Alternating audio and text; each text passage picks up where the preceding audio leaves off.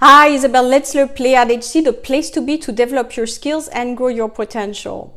So today I want to talk about how to become your own CEO, which is, by the way, the title of my new ebook.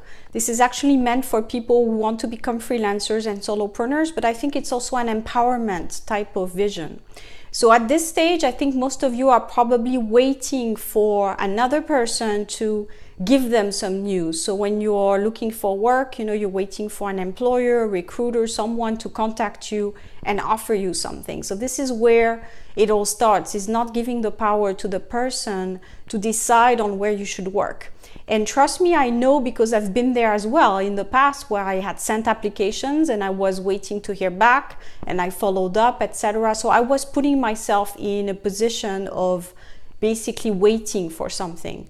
The minute when you take your life in your hands and you say, I'm going to find my own opportunities, whether it's via somebody or on my own, it makes a whole difference. So you're not a prisoner. I mean, we all have resources. You may not think about that because you think in terms of salary, but I look at resources in a wider spectrum. It can be experience, it can be anything that you've built until now. It could be your network, it could be the people you've met abroad. So I'm always trying to leverage, what I have. So it's not just about one thing, which is money. It can be other things as well. We all have something. So the second thing you want to do is really see how much money do you need to sustain yourself and work backwards from there. So in other words, if you need a certain amount to pay your bills and your salary, maybe what you want to do is find a position that helps you pay the bills, and then you can also start your own business or your own career so that you can, again, be more empowered and not be reluctant again to look for something or to wait for someone to call you. So I think now things are shifting. People are realizing that it's not really working, this whole employment thing, when you're waiting for someone to contact you and you're waiting to become an employee. So a lot of people now are saying, I want to take the solopreneur route or the freelancer route because at least I'm managing my own thing. So a lot of people have been employees, but now are looking at maybe starting something new or having their own business. So this is just a door I'm opening in this video, where if you've been an employee for a while and you know what it's about, and you also like the idea maybe of starting your own activity, this is something that could help with empowerment and getting out of your career rut right now, where you're going around in circles and there's not many positions anyway in your field. So that could be one of the solutions. I always say one of the solutions because, again, it's not for everybody.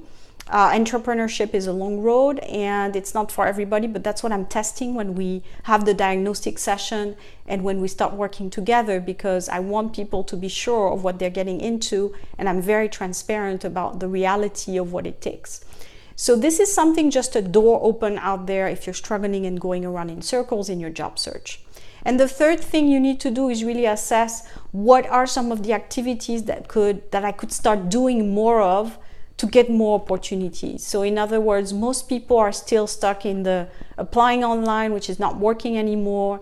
And younger people start realizing that as well. That's why they go straight to social media and meeting, people in conferences and going the back door, because they know that the front door is not working. And I think it's just a reality. And unfortunately, we're not teaching people yet how to create their own opportunities. But this is the reality. And I think it's going to increase probably in the next years, where people are going to be more freelancers and solopreneurs, because the employment thing, the long-term employment, long-term contract is a little bit shifting now more towards contract work, and there's a lot of gig economy, as it's called. So you have to be prepared for that. So I hope this video was helpful. Again, as usual, leave your comments below and I'll answer. I talk to you soon.